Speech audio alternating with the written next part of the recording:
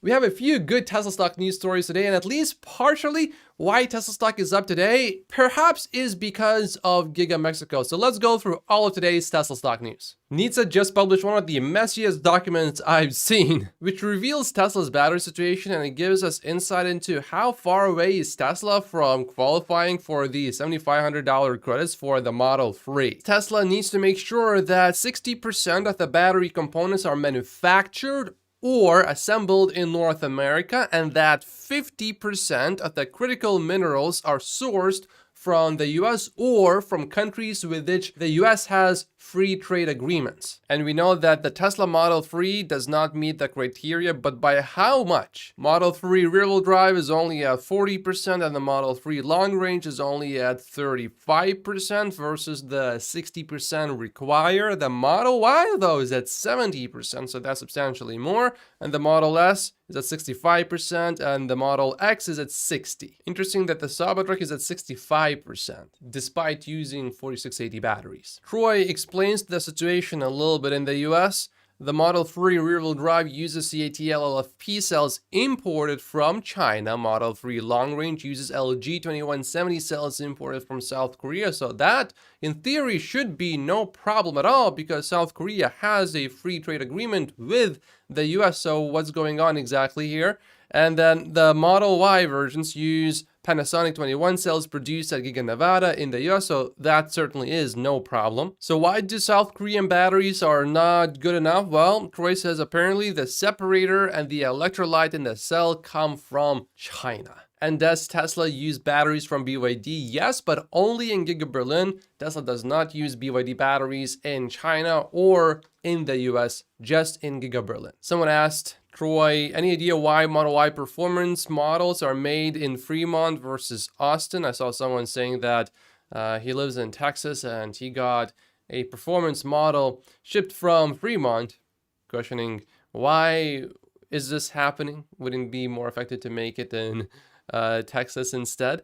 Troy says, I don't know the reason, but Giga Texas makes only the long-range all-wheel drive version of the Model Y. And we do know that the Fremont factory is a bit overcrowded, so I'm a bit interested, why isn't Tesla moving any of the production to Giga Texas? Here are the latest loyalty awards, and Tesla did very well, of course, but GM did well too. When it comes to overall loyalty to manufacturer, GM was the winner. Overall loyalty to a make, though, that's where Tesla won, and this is the most important number, I think. Highest conquest percentage, Tesla is the winner. And when it comes to EV specifically, of course, if you already have an EV, you are going to buy a Tesla. Seeing these loyalty rankings is really good news for Tesla because most of Tesla's customers of 2023 were the absolute majority of them were brand new to the brand, which means that they will later buy a Tesla vehicle again. All other automakers have this advantage of people being really familiar with their brands and they already have huge customer bases, but not Tesla. Tesla still is building its customer base and it has to keep finding new customers. So Tesla is fighting an uphill battle here, but that will not be the case anymore 7 years from now, 10 years from now. By then, Tesla will have a lot of repeat customers coming back to the brand, upgrading their old vehicle, buying a new model. That's some more context to this. Here's the full February 2024 Consumer Report survey where car owners were asked would they buy the same vehicle again. Rivian finished number 1 with 86%. Mini was number 2, BMW, Porsche, and then Tesla. But this is more theoretical. Would you do this? I like the facts-based approach better, which is what S&P did. There's no guesswork there. Would you buy again? No. Did you buy it again? However, a year before that one, Tesla was number 3 at 78. Tesla's most recent score is 74. However, you also have to think about the price cuts. If you asked me if I happened to buy a Tesla in 2022 or 2023, would I buy my Tesla again?